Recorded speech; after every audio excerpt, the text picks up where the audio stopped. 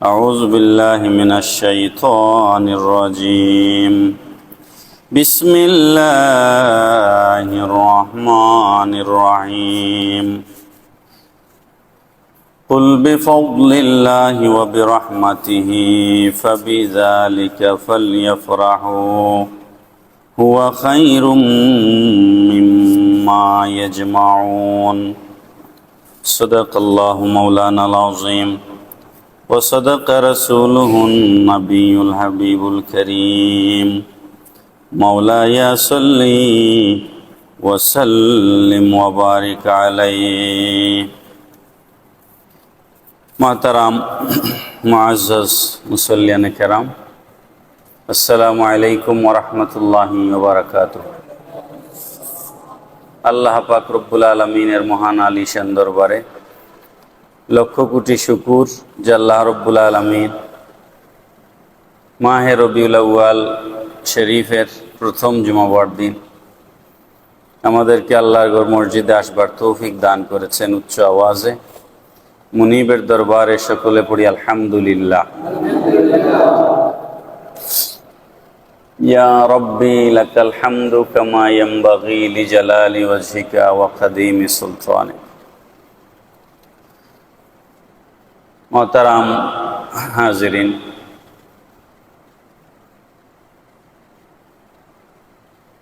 আপনারা জানেন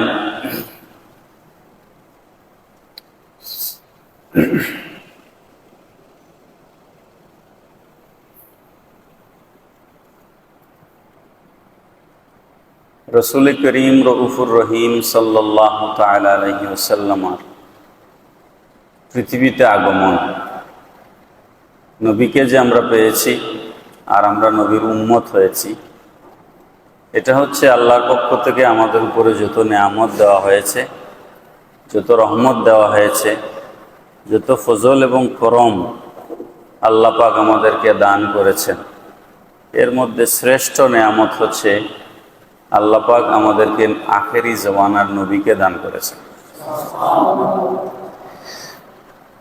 এই সহজ সরল সত্যটুকুন যে বুঝে না সে দুর্ভাগা, তার নসিব ভালো না। নবীজি যেই তারিখে জমিনে তশরিফ এনেছেন, ওই দিনটাকে আমরা ঈদে মিলাদুন নবী বলি। আমি গত ৩-৪ জুমা আপনাদের সামনে রসুল করিম সাল্লাল্লাহু আলাইহি ওয়াসাল্লাম আগমনের প্রেক্ষাপট আলোচনা করেছি এবং গত জুমায় নবীজির আগমন যেই সময়টাতে হয়েছিল সেই সময়ের অবস্থা বর্ণনা করেছি। আল্লাহ পাক রব্বুল আলামিন তার হাবিবকে যেভাবে রিসিপশন দিয়েছেন, ওয়েলকাম জানিয়েছেন, স্বাগতম জানিয়েছেন, আল্লাহ রব্বুল আলামিন আর দ্বিতীয় কাউকে জমিনে আগমনের ব্যাপারে এরকম স্বাগতম জানান নাই।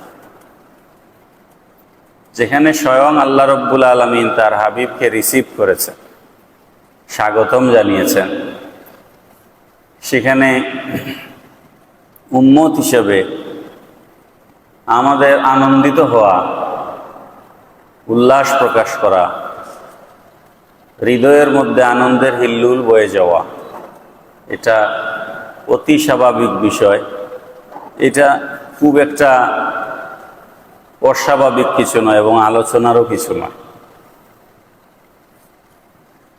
কিন্তু আমরা অত্যন্ত দুঃখের সাথে লক্ষ্য করছি, আল্লাহর হাবিব সাল্লাল্লাহু আলাইহি ওয়াসাল্লামের বেলাদত শরীফ, নবীজির শুভ আগমন, এটাকে আমাদের অনেক ভাইয়েরা তারা ঈদ মানতে নারাজ, তাদের আপত্তি। আমার জানা মতে স্বাধীনতার পর প্রথম এই অন্তর্বর্তীকালীন সরকার এর ধর্ম উপদেষ্টা ইসলামিক ফাউন্ডেশন থেকে ঈদ শব্দটা কেটে দিয়া মিলাদুন নবী নামে বিজ্ঞাপন জারি করে।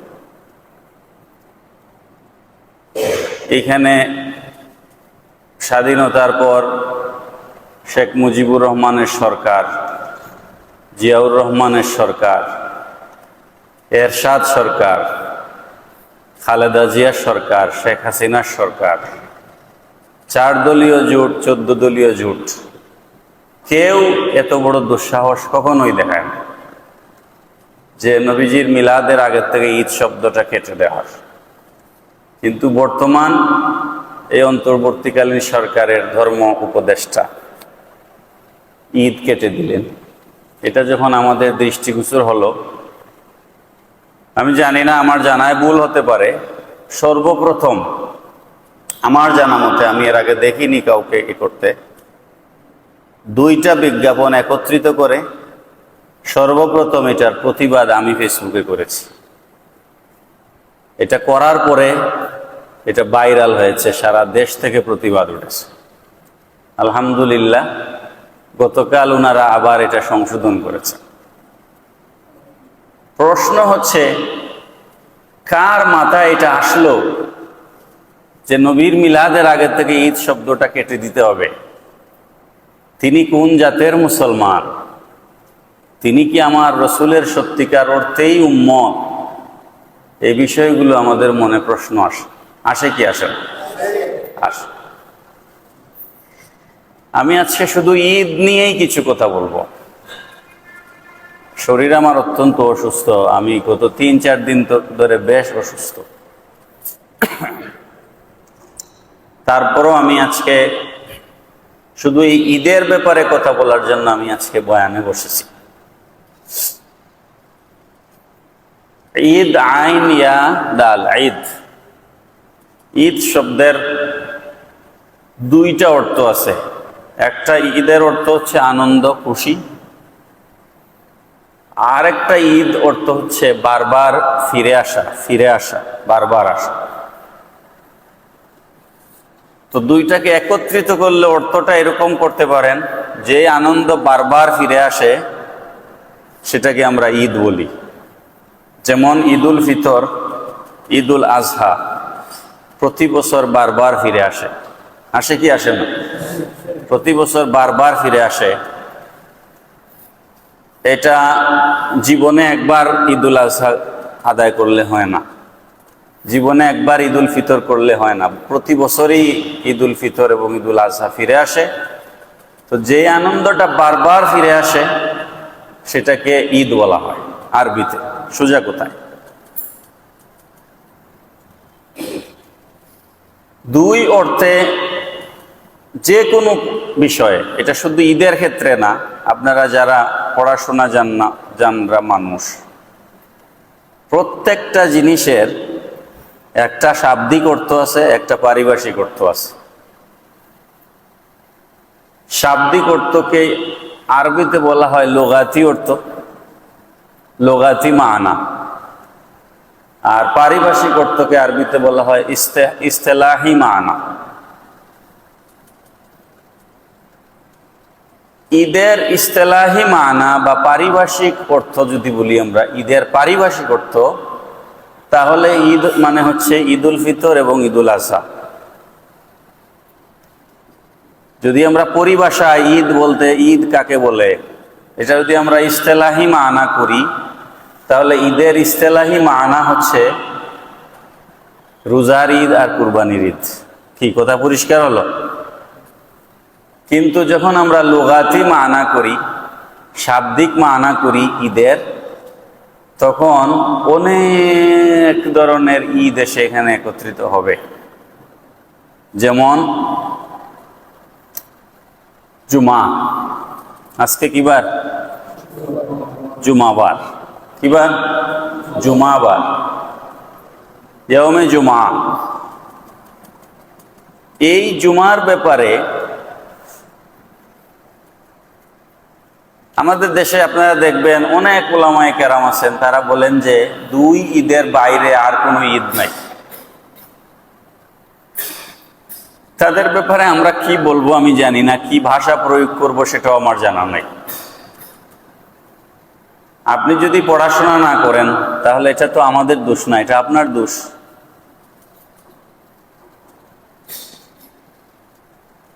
কুরআনুল কারীমে ঈদুল আজহা নামে কোনো ঈদের কথা কোরআন শরীফে নাই। আমি দায়িত্ব নিয়ে বলছি, আপনারা কেউ যদি দেখাতে পারেন, আমি সারেন্ডার করব, আত্মসমর্পণ করব, ক্ষমা চাইব। কোরআন শরীফে ঈদুল আজহা নামে কোনো ঈদ নাই। কোরআন শরীফে ঈদুল ফিতর নামেও কোনো ঈদ নাই। এটা আমি বুঝে শুনে বলছি, পড়াশোনা করে বলছি। তাহলে আমরা ঈদুল আজহা আর ঈদুল ফিতর পাইলাম কোথায়? প্রশ্ন আসে কিনা? কোরআনে তো নাই। ঈদুল ফিতর কোরআনে নাই, ঈদুল আজহা কোরআনে নাই। তাহলে এই ঈদুল ফিতর আর ঈদুল আজহা আল্লাহ রাব্বুল আলামিন আমাদেরকে দেন নাই। এটা আমাদেরকে রাসূল পাক সাল্লাল্লাহু আলাইহি ওয়াসাল্লাম দান করেছে। পড়েন সুবহানাল্লাহ। হাদিস শরীফে ঈদুল ফিতরের কথা বলা আছে, হাদিস শরীফে ঈদুল আজহার কথা বলা আছে। কোরআন শরীফে একটা ঈদের কথা পরিষ্কার করে বলা আছে, রব্বানা আনজিল আলাইনা মাইদাতাম মিনাস সামাই তাকুনু লানা ঈদাল লিআউয়ালিনা ওয়া আখিরিনা ওয়া আয়াতাম। ঈসা আলাইহিস সালাম আল্লাহর কাছে দোয়া করেছিলেন, আল্লাহ তুমি যদি আমাদের জন্য বেহেশতি খাঞ্চা পাঠাও, আসমানি খাবার যদি আমাদের জন্য পাঠাও, সেটা যেই দিন তুমি আমাদেরকে পাঠাবে, তাকুনু লানা ঈদাল লিআউয়ালিনা ওয়া আখিরিনা, এটা আমাদের পূর্বাপর সকলের জন্য আসমানি খাবার আগমনের দিনটা আমাদের পূর্বাপর সকলের জন্য ঈদের দিন হয়ে যাবে। খুব বুঝে শুনে উত্তর দিবেন। বেহেশত থেকে কি চাইছেন ঈসা আলাইহিস সালাম? খাবার। কি চাইছেন? খাবার। খাবার পাওয়ার কারণে আল্লাহ রাব্বুল আলামিন কোরআন শরীফে ওই দিনকে ঈদের দিন হিসেবে যদি স্বীকৃতি দিয়ে দেন, আর ঈসা আলাইহিস সালাম যদি ওই দিনটাকে তার পূর্বাপর সমস্ত উম্মতের জন্য ঈদ বানিয়ে নেন খাবার পাওয়ার কারণে, রসুল যেদিন আগমন করেছেন, রসুলকে পাওয়া খাবার পাওয়ার চেয়ে মূল্য কম না বেশি? এই কম না বেশি জিজ্ঞেস করাটাও তো ঠিক না। এটা জিজ্ঞেস করাটাও তো উচিত না যে খাবারের দাম বেশি না নবীর দাম বেশি। এটা কি কোনো প্রশ্ন হইতে পারে না? এটা তো কোনো বিবেকবান মানুষের, আকলবান মানুষের প্রশ্নই হইতে পারে না। কিন্তু আমাদের কিছু আলেম উলামা আছেন, তারা বলেন যে দুই ঈদের বাইরে ইসলামে আর কোনো ঈদ নাই। আমরা তৃতীয় ঈদ নামে, ঈদে মিলাদুন নবী নামে একটা বেদাত চালু করেছি। পড়েন নাউযুবিল্লাহ। এখানে আমার একটা প্রশ্ন আছে। আপনি যদি আমার সাথে তর্কে লিপ্ত হতে চান, যদি ঈদে মিলাদুন নবী জায়েজ না জায়েজের ব্যাপারে আপনি আমার সাথে তর্কে লিপ্ত হতে চান, তাহলে আমি আপনার সাথে তর্কে লিপ্ত হব। আমার হাতে থাকবে কোরআন, আমার হাতে থাকবে নবীজির হাদিস শরীফ, আমার হাতে থাকবে চার মাযহাবের ইমামগণের ফতোয়া, আমার হাতে থাকবে মুফাসসির মুহাদ্দিসগণের ব্যাখ্যা। এই সমস্ত মুস্তাহিদ উলামায়ে কেরামের কিতাব নিয়ে আমরা আলোচনা করব। আপনি প্রমাণ করবেন ঈদে মিলাদুন নবী না জায়েজ, আমি প্রমাণ করব ঈদে মিলাদুন নবী জায়েজ। পৃথিবীর যে কোনো আলেমকে আমরা এই ব্যাপারে চ্যালেঞ্জ করলাম। কথা ঠিক না বেঠি? আর আপনি যদি বেদাতের ব্যাপারে আলোচনা করতে চান, তাইলে মিলাদুন নবী আলাদা রাখবো, বেদাত নিয়ে আপনার সাথে আলোচনা হবে। লিস্ট করব আমি কয়টা বেদাত করি আর আপনি কয়টা বেদাত করেন। কথাটা ঠিক না বেঠি? তালিকা হবে, তালিকা হবে আপনি কয়টা বেদাত করেন আর আমি কয়টা বেদাত করি। বেদাতের তালিকা যার বড় হবে সে পরাজিত হবে। কথা ঠিক না বেঠি? আমার এখন সময় নষ্ট করার উদ্দেশ্য নাই। এত বেশি বেদাত আপনারা করেন, হাসরের মাঠে নবীর মিলাদকে বেদাত বলতেছেন আপনারা, আর আপনারা বেদাতের গাঁটটি নিয়ে দিনরাত ঘুরে বেড়ান। হাসরের মাঠে আপনারা বেদাতি হয়ে উঠবেন। নবীজির মহব্বতের সাথে সম্পর্কিত বিষয়কে বেদাত বলেন আপনি। যেই বিষয়টা আল্লাহর রসুলের সাথে সম্পর্কিত সেটা নিয়ে আপনার আপত্তি। আপনার দুনিয়াবী রাজনীতিতে কোনো আপত্তি নাই, আপনার নানান ধরনের অ্যাক্টিভিটিস আছে, আপনার সামাজিক, রাজনৈতিক, অর্থনৈতিক কোনো আপত্তি নাই। যখন রসুলের মহব্বতের বিষয় আসে তখন আপনি বেদাতের ফতোয়া দেন। আমরা দেখব সেদিন আমরা রসুলের সাথে থাকব, আর আপনি হাসরের মাঠে বেদাতি হয়ে উঠবেন। কারণ বেদাতের তালিকা আমাদের বড় নয়, আপনাদের বড়। এই যে মসজিদে ইমাম সাহেব সামনে দাঁড়াইয়াই 5 ওয়াক্ত নামাজে স্পিকারের মধ্যে বলেন কাতার সোজা করুন, মোবাইল বন্ধ করুন, এটা মসজিদে প্রতিষ্ঠিত একটা বেদাত। আসেন কেউ আমার বুঝাইয়া দেন যে এটা বেদাত না। আল্লাহর রসুল জীবনে নামাজে একামতের আগে কাতার সোজা করুন বলেছেন, একটা লাইন দেখান হাদিস শরীফ থেকে, চ্যালেঞ্জ করলাম। নবীর কোন সাহাবী নামাজের আগে কাতার সোজা করুন, একামতের আগে কাতার সোজা করুন বলেছেন, একটা লাইন দেখান হাদিস শরীফ থেকে। হ্যাঁ, কাতার সাহাবায়ে কেরাম সোজা করাইছেন, সেটা একামতের পরে, একামতের আগে নয়। আপনি একামত দেওয়ার আগেই কাতার সোজা করুন, মোবাইল বন্ধ করুন, তাইলে তো একামতের বেইজ্জতি করলেন আপনি।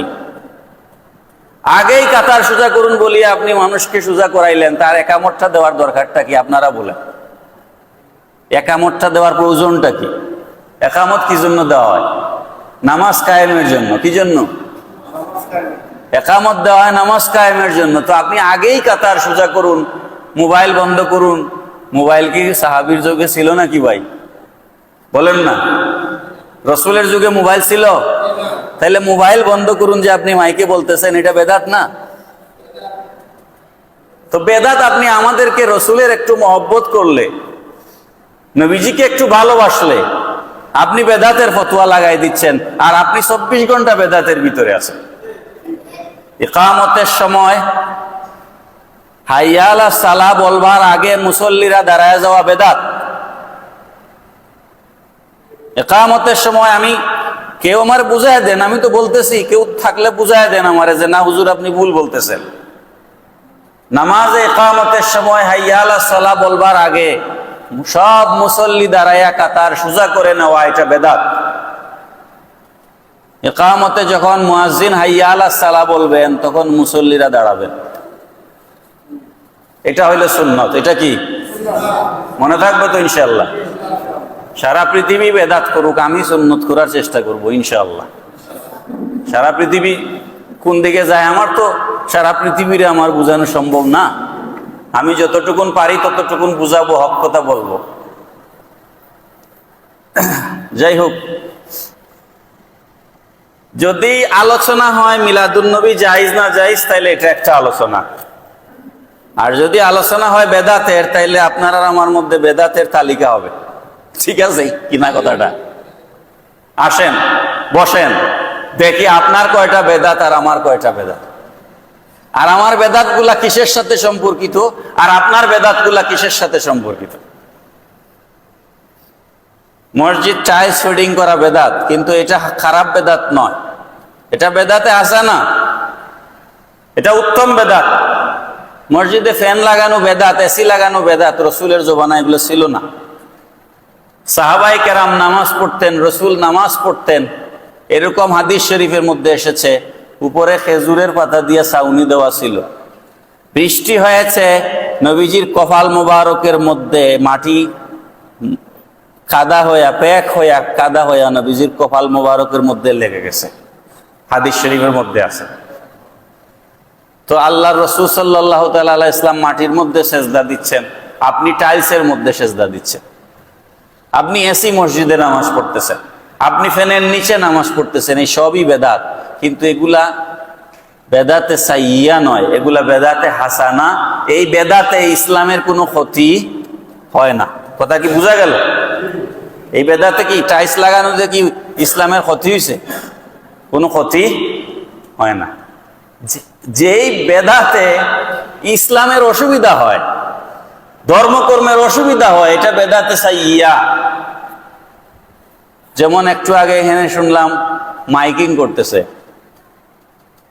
আমার জীবনে বহু জায়গায় আমি মাজার কেন্দ্রিক ভণ্ডামির বিরুদ্ধে বক্তব্য দেওয়ার কারণে আমার অনেক সুন্নি ভাইয়েরা আমাকে সন্দেহ করছে যে আমি আসলেই সুন্নি কিনা। কিন্তু আমার জীবনে আমি বহু এত বক্তব্য আমি মাজারের ভণ্ডামির বিরুদ্ধে দিয়েছি, তার হিসাব নাই। এখানে বসে বহুবার দিয়েছি, আপনারা সাক্ষী আছেন।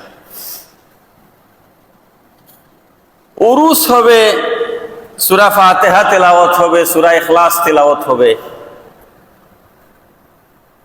কোরআন শরীফের খতম তিলাওয়াত হবে, খতমে খাজেগান শরীফ পাঠ করা হবে, খতমে গৌসিয়া শরীফ পাঠ করা হবে, দুরূদ শরীফ পাঠ করা হবে, মিলাদ কিয়াম হবে, মুনাজাত হবে, তাবারুক বিতরণ হবে।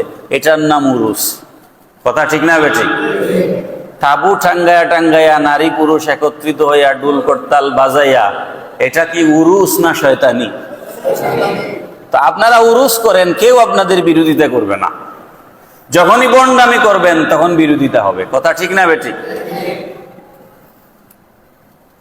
এগুলো হচ্ছে বেদাতে সাইয়্যা। এগুলো বেদাতে সাইয়্যা। যাক, আমার মূল আলোচনা আমি হারাই ফেলতেছি। আমি আমার মূল কথায় আসি।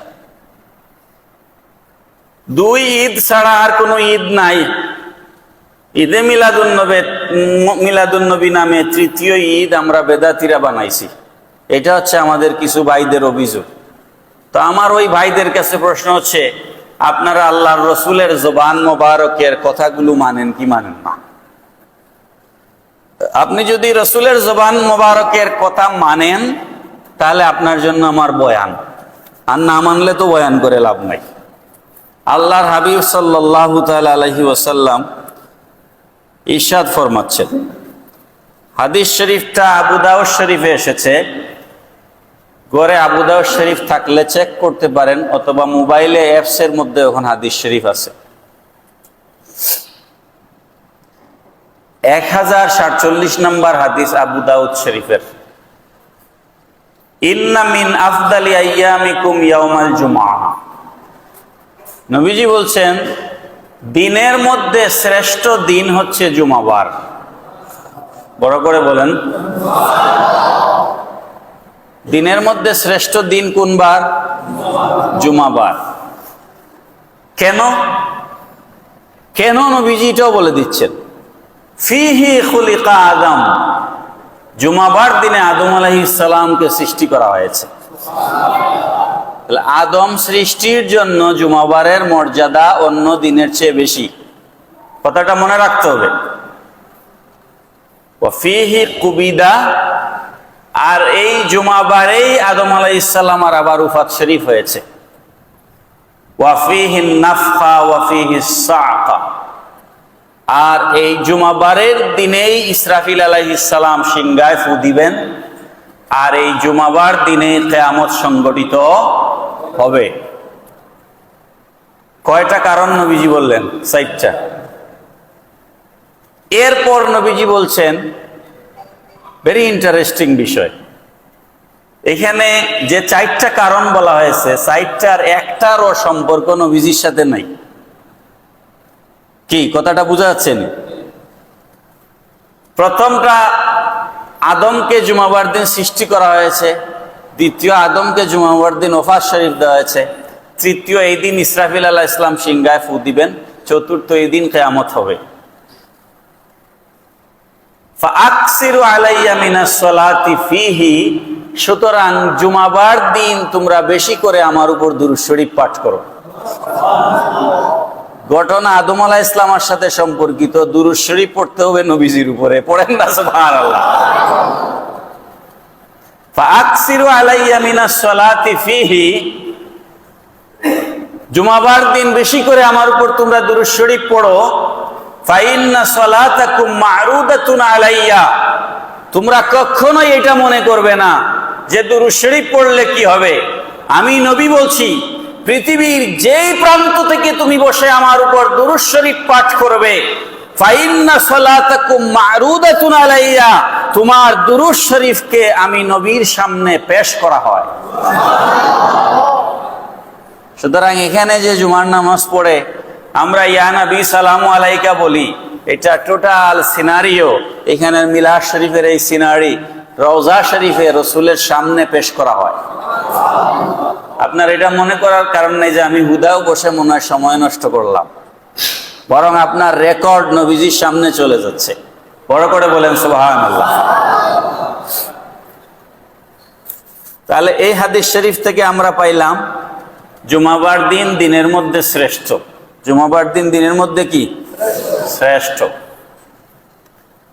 ইবনে মাজা হাদিস নাম্বার 1098, সহিহ ইবনে মাজা। নবীজি বলেছেন, ইন্না হাযা ইয়াউমু ঈদিন জাআলাহুল্লাহু লিল মুসলিমিন, নিশ্চয় আল্লাহ পাক রব্বুল আলামিন মুসলিম মিল্লাতের জন্য জুমাবার দিনকে ঈদের দিন বানিয়েছেন। তাহলে ঈদ ফিতর, ঈদুল আজহা, এর বাইরেও আর একটা ঈদ পাওয়া গেল, সেটা কি? জুমার দিন। বলেন সেটা কি? এটা ইস্তেলাহি মানায় নয়, এটা লুগাতি মানা। আবিধানি করতে জুমাবার দিন ঈদের দিন, এই হিসাবে বছরে 52টা জুমাবার আসে। কতটা? 52টা জুমাবার আসে। 52টা জুমাবারই হচ্ছে মুসলমানদের জন্য কি? ঈদের দিন। আরেক হাদিসের মধ্যে এসেছে, ইয়াউমুল জুমাতি হাজ্জুল লিল মাসাকিন, মিসকিনদের জন্য জুমাবার দিন হচ্ছে হজ। গরিব মিসকিনদের জন্য জুমাবার দিন কি? হজ। তাহলে ঈদুল ফিতর আর ঈদুল আজহার বাইরে আর কোন ঈদ নাই, এই কথাটা সঠিক না ভুল? ভুল। এখানে থাকেন, আর একটা হাদিস শরীফ শুনেন। বিদায় হজ্জের ভাষণে নবীজি কোরআন শরীফের একটা আয়াত তিলাওয়াত করলেন। আপনারা জানেন 1.5 লক্ষ সাহাবীদের সামনে আল্লাহর রাসূল শেষ ভাষণ দিচ্ছেন। বিদায় হজ্জের ভাষণ তো লম্বা চড়া বিষয়, আমি মূল কথাটা এখানকার সাথে প্রাসঙ্গিক কথাটা আপনাদেরকে বলছি। নবীজি বললেন, কালা হাল বাল্লাগতু, 3 বার নবীজি বললেন। শাহাদাত আঙ্গুলি এদিকে এরকম করে তুলে সাহাবায়ে কেরামকে সাক্ষী করছেন নবীজি। বলছেন, আল্লাহ পাক আমার উপর যে নবুয়ত এবং রিসালাতের দায়িত্ব দিয়েছিলেন, আমি কি সেটা তোমাদের কাছে পৌঁছে দিতে পেরেছি? এই কথা নবীজি 3 বার রিপিট করলেন। সমস্বরে সমস্ত সাহাবায়ে কেরাম একসাথে বললেন, ইয়া রাসূলুল্লাহ, আপনি আপনার দায়িত্ব যথাযথভাবে আদায় করেছেন।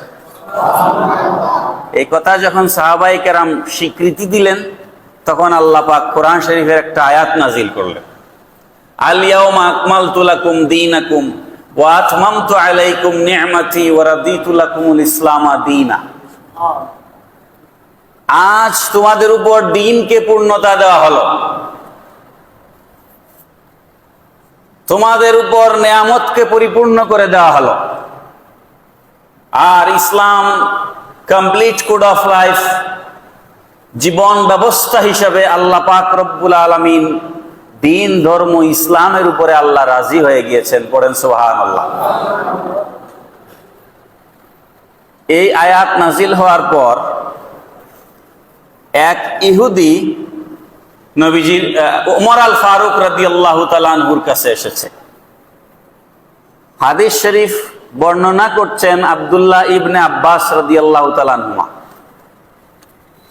হযরত আব্বাসের বেটা আব্দুল্লাহ রাদিয়াল্লাহু আনহু। আব্দুল্লাহ ইবনে আব্বাস রাদিয়াল্লাহু তাআলা আনহুমা বলছেন,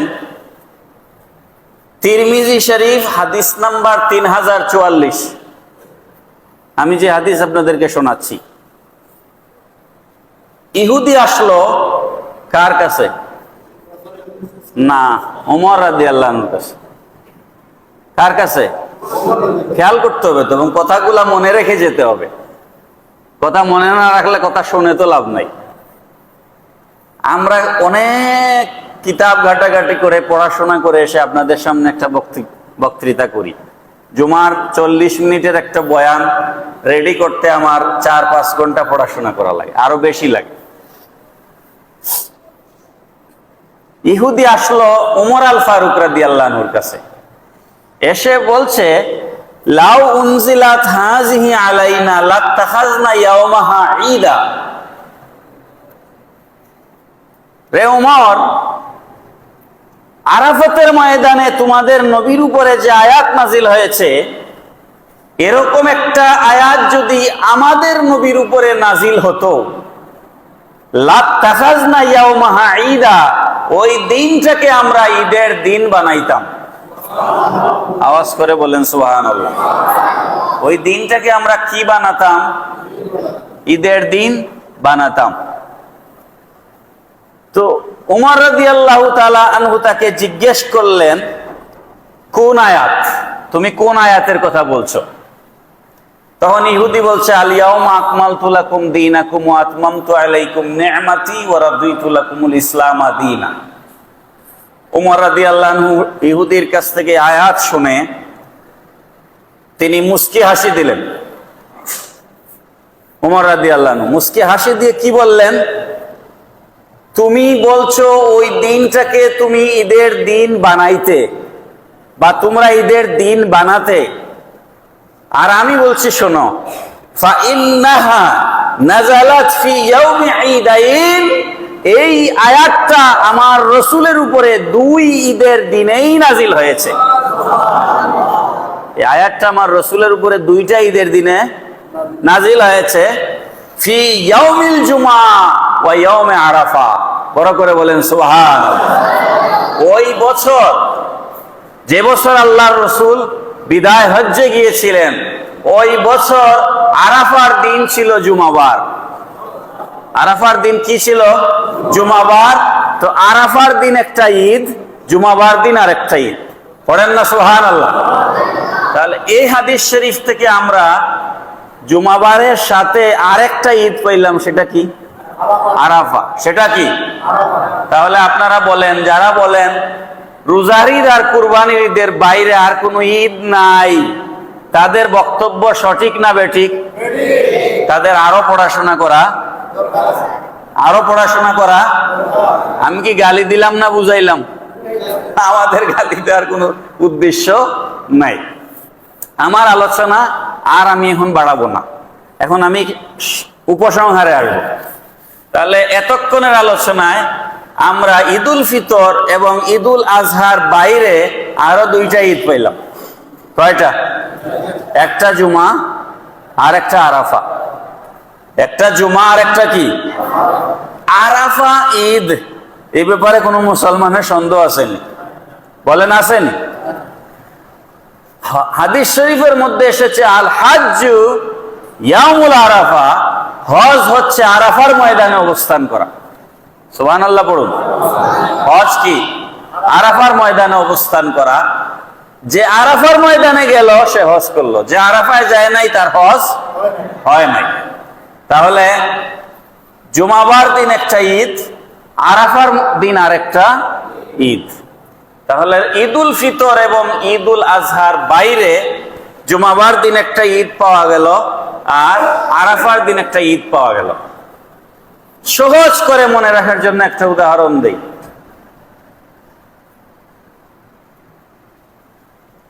জুমাবার দিন আমার বন্ধু আমার সাথে দেখা করতে এসেছে। এটা আমার জন্য 3টা ঈদের দিন। যেভাবে আরাফার দিন শুক্রবার হয়ে যাওয়ার কারণে 2টা ঈদ হইছে, আমার বন্ধু জুমাবার দিন আমার সাথে দেখা করতে আসছে, এটা 3টা ঈদ হইছে আপনার জন্য। কিভাবে দেখেন? বন্ধু আরেকজন বন্ধুর জন্য সব সময় আনন্দের কারণ। বন্ধু সাক্ষাৎ আরেকটা আনন্দের কারণ, আর বন্ধু আসছে জুমাবার দিন, জুমাবার একটা ঈদের দিন। কথাটা ঠিক না বেঠিক? এখন আলোচনা উপসংহার টানবো কিভাবে? একজন মুসলমানের কাছে, এটা আমার বানানো বক্তব্য না, এটা হচ্ছে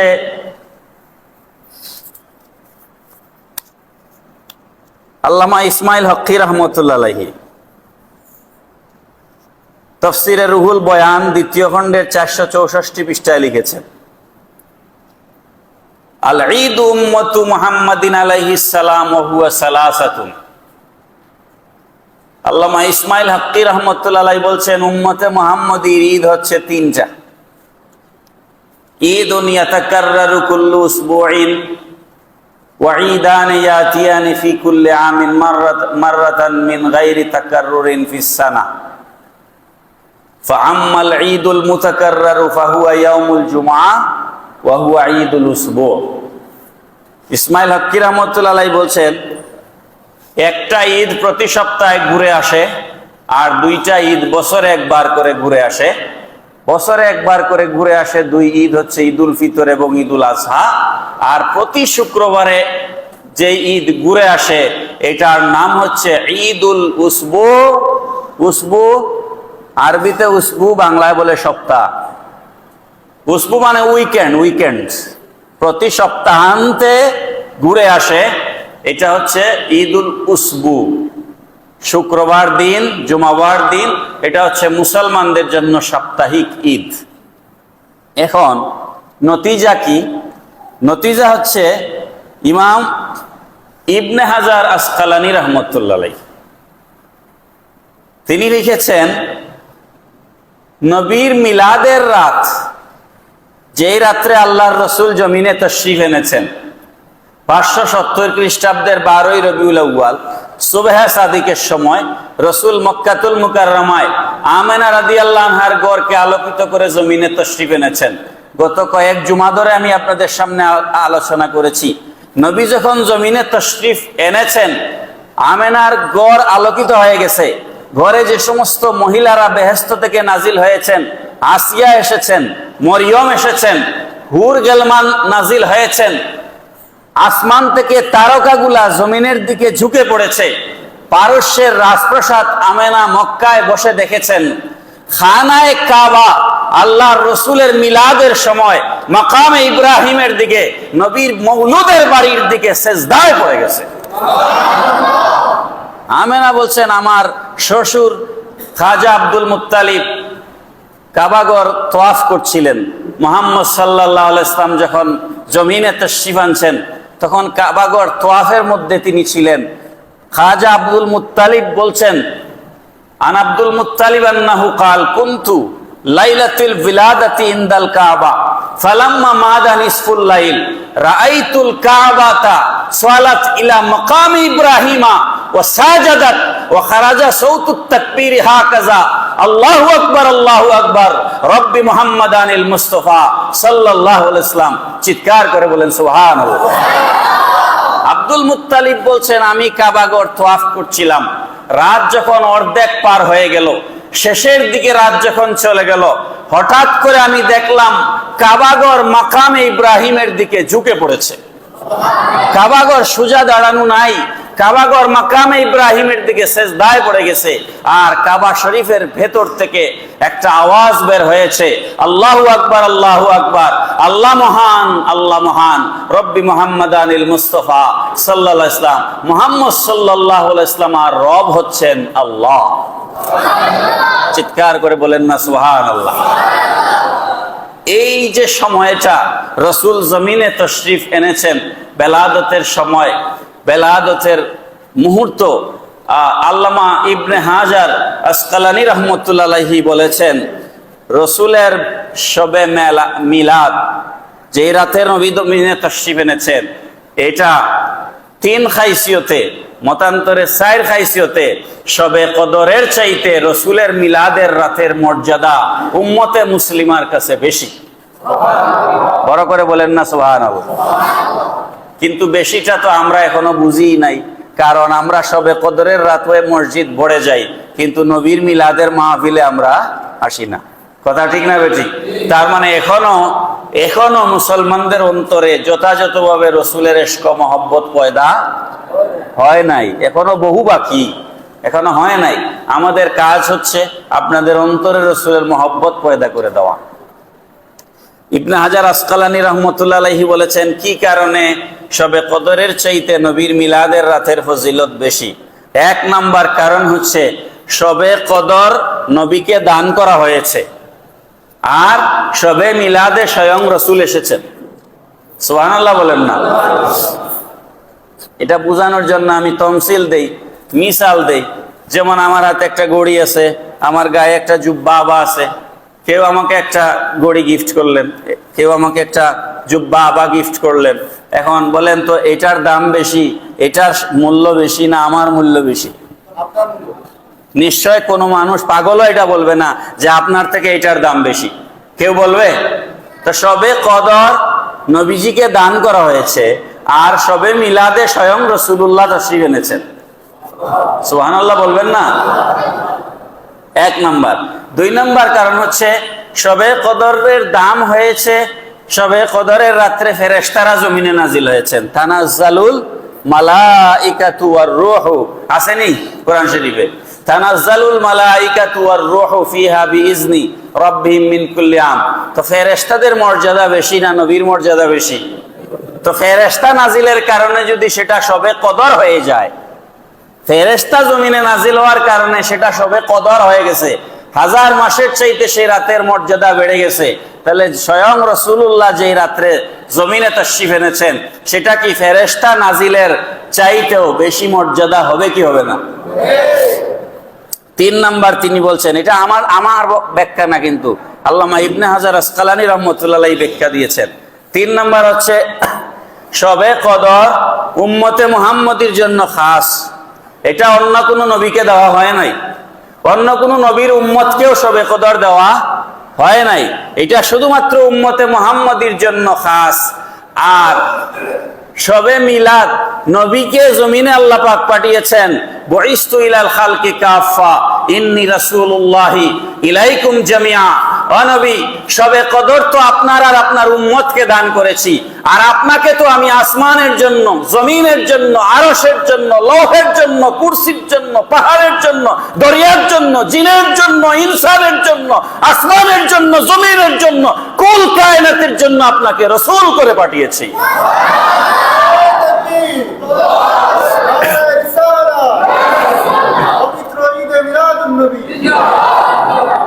রসুল আসমানেরও নবী, জমিনেরও নবী, ফেরেশতারেরও নবী, জিনেরও নবী, ইনসানেরও নবী।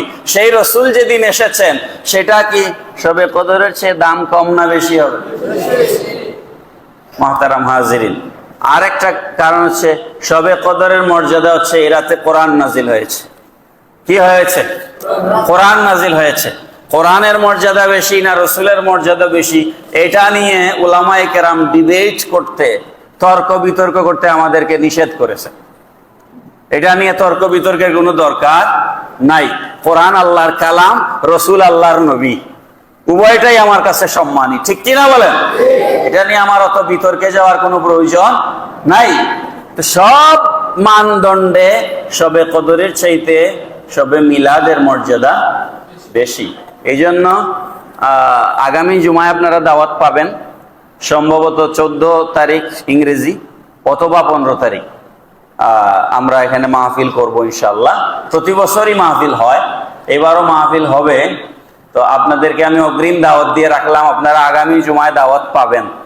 আর মিলাদ মাহফিলে, ঈদে মিলাদুন নবীর মাহফিলে কেউ যদি তাবারুকে টাকা পয়সা দিয়ে শরিক হতে চান, তাহলে আমাদের হাফিজ সাহেবরা আছেন, আমাদের খালেদ ভাই আছেন, ওনাদের কাছে আপনারা টাকা পয়সা দিয়ে শরিক হবেন। আমি